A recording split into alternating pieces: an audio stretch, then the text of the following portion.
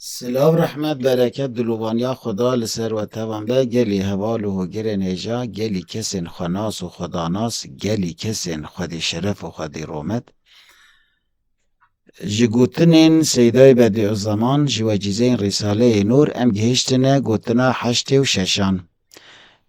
Vî temenê xwe yê kurt û fanî li tiştên mayînde xerc bike, da ku mayînde bimîne. Şu kısa fani ömrünü baki şeylere sarf et ki baki kalsın. Divê meriv bi navê Xweda bide û bi navê Xweda bistîne. Allah namına vermek, Allah namına almak lazımdır.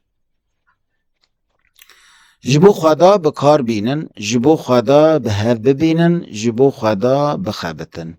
Wî demê deqîqeyên temenê we dibin wek salan.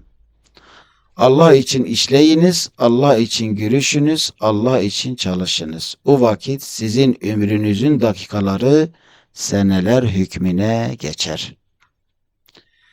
Hey zaman baş tam bike dergehvanê stewleyek û qedexekarê karistanek lüküye temaşekarê xezîneya rahmetê ya taybet lüküye. Ango dinabera wan da cudahiyek mezin heye. Ey dil, iyi tat, bir tavla kapıcısı ve bir fabrika yasakçısı nerede? Hazine-i Hassay Rahmet Nazırı nerede?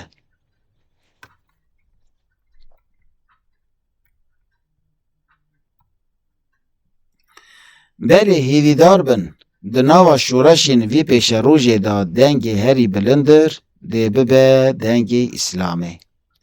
Evet, ümitvar olunuz, şu istikbal inkılabı içinde en yüksek gür sada İslam'ın sadası olacaktır. İnşallah.